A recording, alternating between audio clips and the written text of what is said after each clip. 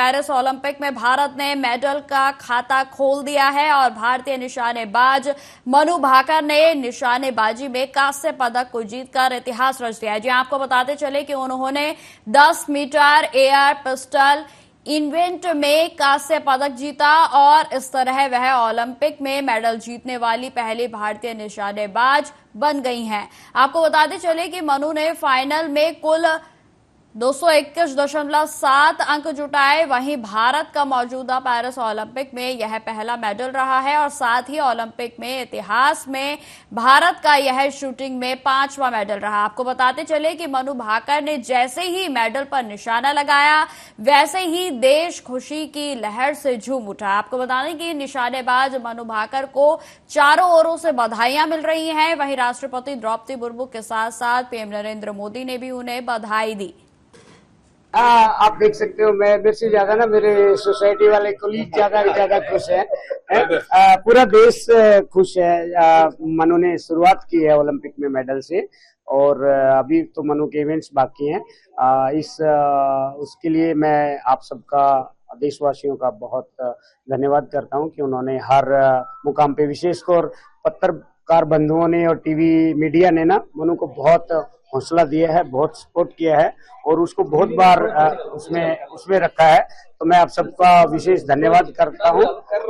इसके साथ साथ में मनु को जहां पे भी मदद मिली है वो लगभग हर कॉर्नर से मदद मिली है। स्पोर्ट्स मंत्रालय से भी टॉप्स एक डिपार्टमेंट है वहां से स्पेशली फेडरेशन से उसकी सारी बातें मानी गई है। उसको सारे इक्विपमेंट और ये चीजों में हेल्प मिली है और OGQ उनको मदद करती है और साथ में जसपाल राणा के साथ में जुड़ने के बाद में मनु का हौसला जो है वही आपको बताते चले कि पीएम नरेंद्र मोदी के द्वारा ट्वीट में लिखा गया कि हिस्टोरिक मेडल वेल डन, उनको बधाइयां दी गई। वहीं उन्होंने यह भी लिखा कि winning India's first medal at Paris Olympic graduates for the bronze. वहीं आपको बता दें उन्होंने आगे यह भी लिखा कि the success is even more special as she becomes the first women to win a medal in shooting for India and incredible achievement.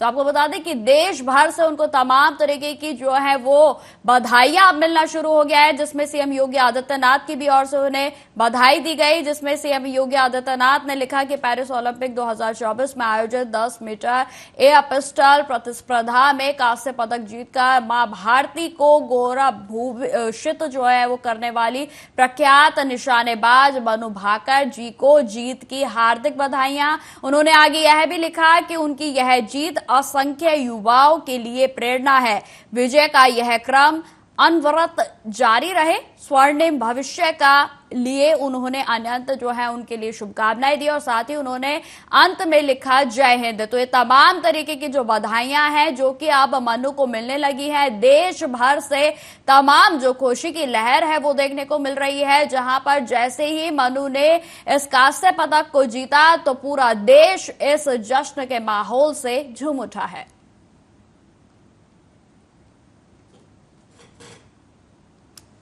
खबरों में आगे बढ़ते हैं। दिल्ली में आज जिस तरीके से ट्रेनिंग सेंटर में जो कि आपको बताते चले कि राव में जिस तरीके से 3 बच्चों के छात्रों के जो है वो मौत की खबर सामने आई, उसके बाद से ही नगर इलाके में शनिवार को भारी बारिश के बाद राव IAS कोचिंग सेंटर वाली एक इमारत में बेसमेंट में पानी भर जाने से सिविल सेवा परीक्षा की तैयारी कर रहे 3 UPSC के स्टूडेंट्स की मौत हो गई। मरने वालों में एक छात्र और 2 छात्राएं हैं। तीनों मृतकों की पहचान भी कर ली गई है और इस दर्दनाक घटना से गुस्साए छात्रों ने UPSC स्टूडेंट्स की मौत पर विरोध प्रदर्शन किया और अधिकारियों के खिलाफ जमकर नारे लगाए जा रहे हैं। आपको बताते चले कि इस मामले में दिल्ली की राजस्व मंत्री आतिशी ने मुख्य सचिव नरेश कुमार को घटना की जांच शुरू करने और साथ ही साथ 24 घंटे के भीतर रिपोर्ट सौंपने का निर्देश दिया है।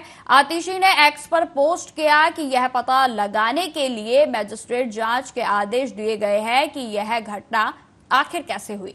इस घटना के लिए जो भी जिम्मेदार होगा उसे बख्शा नहीं जाएगा।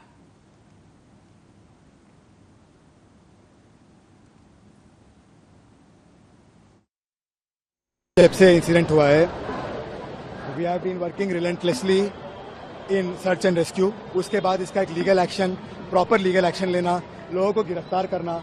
हमने अपने तरफ से कोई कमी नहीं छोड़ा है। और जो स्टूडेंट्स हैं उनके भावनाओं को मैं और मेरी पूरी फोर्स बहुत अच्छे समझती है। हमने उनसे बहुत पेशेंस से डील किया है। कल से वो जो राजेंद्र नगर वाला रास्ता है ओल्ड राजेंद्र नगर का वो जाम था। We understand their sentiments, we understand their students, we understand that they have lost some of their friends and it is bound to cause problem. हमने उनको पूरा प्रोटेस्ट करने का अलाउ किया। आज सुबह भी ये प्रोटेस्ट कर रहे थे। हमारे ऑफिसर्स उनसे मिलते रहे, उन्होंने कुछ डिमांड दिए, वो डिमांड रिसीव करके मैंने पर्सनल अश्योरेंस दिया कि उनके डिमांड्स को मैं कंसर्न्ड एजेंसी से टेकअप करूंगा, क्योंकि वो डिमांड पुलिस से रिलेटेड नहीं है, वो एमसीडी से रिलेटेड है, बाकी सिविक एजेंसी से रिलेटेड है। हमने एश्योर किया। मैंने रिक्वेस्ट करके सेंट्रल डिस्ट्रिक्ट के डीएम साहब को भी मौके पे बुलाया। उसके बावजूद जो पूसा रोड, जो दिल्ली में एक आर्टेरियल रोड है, उसके दोनों कैरेज वे को 1 घंटे से उन्होंने जाम कर। 3 बच्चों जो प्रतियोगी परीक्षा में तैयारी कर रहे थे, दिल्ली में आकर दूर दूर से हिंदुस्तान के अलग अलग कोने से लोग आते हैं, बच्चे आते हैं, पढ़ने आते हैं, तैयारी करने आते हैं। आज 3 बच्चों की बेसमेंट में पानी घुसने से मौत हो गई। ये सुनकर, और वो भी देश की राजधानी के बारे में सुनकर, बहुत ही बुरा लगता है, अजीब लगता है, शर्म आती है। ये इस राजधानी में लोग आते हैं अपने सपने पूरे करने, वहां आकर बच्चों की जान चली जाए, वो भी गैर जिम्मेदाराना तरीके से बिल्डिंग्स बनाई गई, उनको लाइसेंस दिया है या नहीं दिया, एमसीडी का क्या इसमें रोल है, सरकार का क्या रोल है, ये सब सवाल हम सबके दिमाग में हैं। ये कोई नेचुरल डिजास्टर से मौत नहीं हुई है, ये मौतें मानव निर्मित त्रासदी हैं। This is a man made disaster. ये कौन है इसके पीछे, जिम्मेदारी तय होनी चाहिए, उनको सजा मिलनी चाहिए, और इस तरह की घटनाएं फिर ना हो। अभी कुछ दिन पहले पटेल नगर में करंट लगने से एक बच्चे की मौत हो गई। माता पिता दूर दूर से, देश के कोने कोने से बच्चों को यहाँ भेजते हैं, दिल्ली में भेजते हैं ताकि तैयारी करें, प्रतियोगी परीक्षाओं की कोचिंग लें और जिंदगी में आगे बढ़ें। उनकी जिंदगी यूं बीच में खत्म हो जाए, वो भी इसलिए कि गैर जिम्मेदाराना एमसीडी है, एक गैर जिम्मेदाराना सरकार है। एकदम गलत बात है। 5 मिनट का समय सबको दिया। 3 बच्चों जो प्रतियोगी परीक्षा में तैयारी कर। तो ये तस्वीरें हम आपको दिखा रहे हैं दिल्ली के करोल बाग की, जहां पर मेट्रो स्टेशन के पास लगातार जो छात्र हैं वो विरोध प्रदर्शन कर रहे हैं, और जिसमें आपको बता दें कि पुलिस के द्वारा कई प्रदर्शनकारी छात्रों को हिरासत में भी लिया गया है। और वहीं छात्रों का लगातार इस मामले में जिस तरीके से 3 जो छात्र थे जो कि आईएएस की तैयारी कर रहे थे, उन तीनों की बेसमेंट में पानी भरने के कारण मौत हो गई, और जिसके बाद से छात्रों में लगातार गुस्सा देखा जा रहा है। और ये तस्वीरें इस समय हम आपको करोल बाग की दिखा रहे हैं। खबरों में आगे बढ़ते हैं। पश्चिम बंगाल सीएम ममता बनर्जी के आरोपों पर केंद्रीय मंत्री जीतन राम मांझी ने कहा कि ये एकदम गलत बात है। 5 मिनट का समय सभी को दिया गया था, वो 15 मिनट से अधिक नहीं बोल सकती थी। नियम सभी के लिए बराबर है। आगे उन्होंने क्या कुछ कहा, आप सुनिए। एकदम गलत बात है। 5 मिनट का समय सबको दिया गया था, वो 15 मिनट नहीं बोल सकती थी। कोई भी 5 मिनट 7 मिनट से फाजिल नहीं मिला, उनको 6 मिनट समय मिला था, वो और चाहते थे। सब तो नियम सबके लिए है, एक के लिए नहीं। केंद्रीय मंत्री मनोहर लाल खट्टर ने कहा कि कांग्रेस समाज को जातियों के आधार पर बांटती है, लेकिन पीएम नरेंद्र मोदी कहते हैं कि हमारे लिए गरीब, युवा, किसान और महिलाएं और सभी जो है वो हमने जिस प्रदेश के जैसे आवश्यकता है उसके अनुसार प्रत्येक क्षेत्र पर ध्यान केंद्रित किया है। राजस्थान में मुख्य फोकस क्षेत्र बुनियादी ढांचे, उद्योग, रोजगार, ऊर्जा पर है। आगे उन्होंने क्या कुछ कहा, आप सुनिए। हम तो ये कहते हैं कि मेरे लिए समाज को अगर अलग अलग तरीके से देखना भी हो तो जैसे कांग्रेस सरकारें देखती हैं जातियों के हिसाब से, हम अगर जातियों की बात करें तो हमारी परिभाषा जातियों की अलग है। ज्ञान शब्द से उन जातियों को उन्होंने संबोधित किया, गरीब, युवा और अन्नदाता और महिला। तो इस नाते से 4 अलग अलग उन्होंने ये शब्द दे करके और इस प्रकार से उसको लिखित किया, और फिर जिस प्रदेश की जैसी आवश्यकता है उस प्रदेश को फोकस करते हुए महत्वपूर्ण चीजों पर ध्यान दिया। अगर मैं ये कहूं कि अगर राजस्थान की बात, क्योंकि हर प्रदेश में आज हमारे केंद्रीय मंत्री सब जगह गए हैं, तो राजस्थान के विषय में मेरे दिल में लगाया गया, तो राजस्थान में विशेष तौर पर जैसा मैंने पहले बताया कि इंफ्रास्ट्रक्चर, उद्योग, ऊर्जा और पर्यटन, ये एक प्रकार के विशेष फोकस देने वाला एरिया है। केंद्रीय गृह राज्य मंत्री नित्यानंद राय ने कहा कि बिहार को जो केंद्रीय बजट मिला है और यहां की डबल इंजन की सरकार से बिहार के विकास को गति मिलेगी। साथ ही उन्होंने कहा कि मैं पूरे बिहार वासियों की ओर से प्रधानमंत्री नरेंद्र मोदी और वित्त मंत्री का आभार प्रकट करता हूं। जब से बिहार में एनडीए की सरकार बनी है, तब से ही बिहार विकास के रास्ते पर आगे बढ़ रहा है। आगे उन्होंने क्या कुछ कहा, सुनिए। ये बिहार को जो बजट मिला है केंद्रीय बजट में, जो यहाँ डबल इंजन की सरकार है, उससे बिहार की विकास को बहुत गति मिलेगी। हम पूरे बिहार वासियों की ओर से आदरणीय प्रधानमंत्री माननीय नरेंद्र मोदी जी को और वित्त मंत्री महोदया को बिहार वासियों की ओर से बहुत बहुत आभार व्यक्त करते हैं। जब से बिहार में एनडीए की सरकार बनी है, तब से ही बिहार विकास के रास्ते पे आया है। लेकिन बिहार को पहले इतना बदनाम और बर्बाद कर दिया गया था, विकास से जितनी दूर रखी गई थी, उसमें बिहार के विकास को गति देने के लिए हमारे माननीय प्रधानमंत्री जी चिंतित रहते हैं और उनका चिंता स्वाभाविक है। इसलिए बिहार वासियों के मन में माननीय प्रधानमंत्री जी और माननीय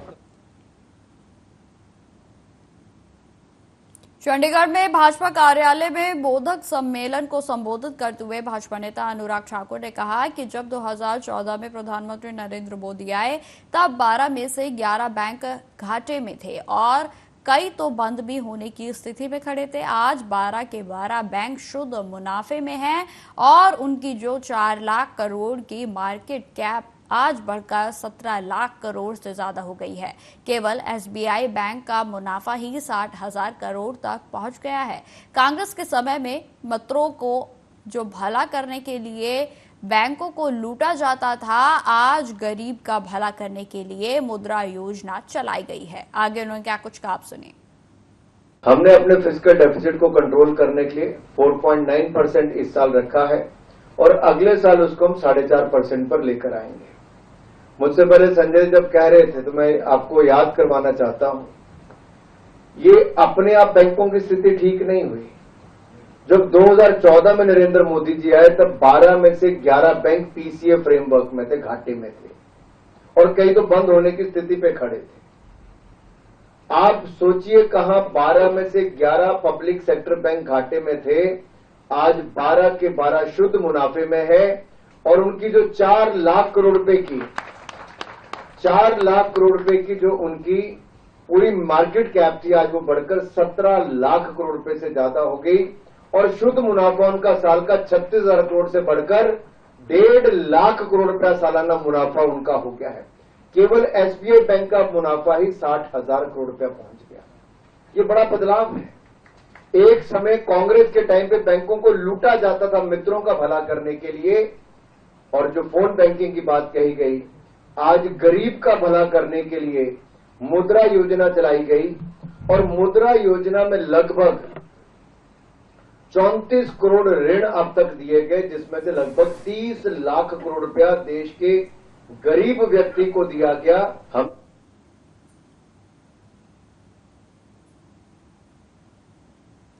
केंद्रीय बजट 2024 पर केंद्रीय मंत्री पीयूष गोयल ने कहा कि आज सभी बजट की चर्चा पर एकत्रित हुए थे और सभी ने पीएम नरेंद्र मोदी की मन की बात को भी सुना। वहीं उन्होंने यह भी कहा कि पीएम मोदी ने लगातार 10 वर्षों में जो देशवासियों की सेवा की है और अर्थव्यवस्था को मजबूत बनाया है, आज हम सबसे तेज गति से आगे बढ़ने वाली बड़ी अर्थव्यवस्था हैं। इस बार का बजट सबका बजट है और ये अमृत पीढ़ी को तैयार करने वाला बजट है।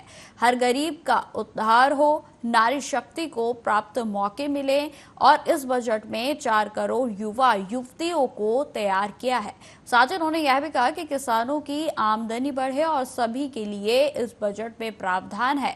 इस बजट का लाभ सभी को मिलेगा। आगे उन्होंने क्या कुछ कहा, सुनिए। उत्तर मुंबई में इतनी बड़ी संख्या में हमारे यहाँ के रहवासी बजट की चर्चा पर एकत्रित हुए थे और प्रधानमंत्री नरेंद्र मोदी जी की मन की बात का कार्यक्रम भी सबने सामूहिक रूप से देखा। प्रधानमंत्री मोदी जी ने लगातार 10 वर्ष जो देशवासियों की सेवा की, जिस प्रकार से देश की अर्थव्यवस्था को मजबूत बनाया, एक कमजोर फ्रेजाइल 5 देश जो विश्व की रैंकिंग में 10वें अंश पर था, उसको एक मजबूत विश्व की 5वीं सबसे बड़ी अर्थव्यवस्था बनाया। आज हम विश्व में सबसे तेज गति से आगे बढ़ने वाली बड़ी अर्थव्यवस्था बन चुके हैं। आगे आने वाले दिनों में, अमृतकाल में, भारत एक विकसित देश बने, 2047 तक विकसित भारत का सपना हम सबका सामूहिक संकल्प और प्रतिबद्ध।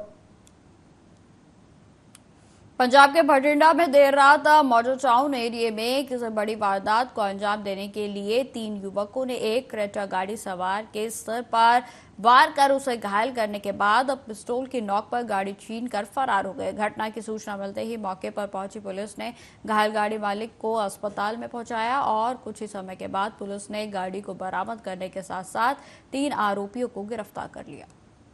कि ये अपने दोस्तों के नाल फेस 1 मॉडल टाउन ਦੇ ਵਿੱਚ ਆਪਣੇ ਫਰੈਂਡਸ ਦੇ ਨਾਲ ਆਪਣੀ ਕ੍ਰੇਟਾ ਗੱਡੀ ਦੇ ਵਿੱਚ ਜਦੋਂ ਬੈਠਾ ਸੀਗਾ ਤਾਂ ਇੱਕ ਮੋਟਰਸਾਈਕਲ ਦੇ ਉੱਪਰ 3 ਬੰਦੇ ਜਿਹੜੇ ਆਏ ਉੱਤੇ ਕੋਲ, ਉਹਨਾਂ ਨੇ ਗੱਡੀ ਦਾ ਜਿਹੜਾ ਸ਼ੀਸ਼ਾ ਖੜਕਾਇਆ ਤੇ ਇਹਨੂੰ ਬਾਹਰ ਆਉਣ ਲਈ ਕਿਹਾ। ਜਦੋਂ ਇਸਨੇ ਗੱਡੀ ਦਾ ਸ਼ੀਸ਼ਾ ਨਹੀਂ ਖੋਲ੍ਹਿਆ ਤਾਂ ਉਹਨਾਂ ਨੇ ਖਿੱਚ ਕੇ ਜਿਹੜਾ ਹੈਗਾ ਇਸ ਨੂੰ ਬਾਹਰ ਸੁੱਟ ਲਿਆ।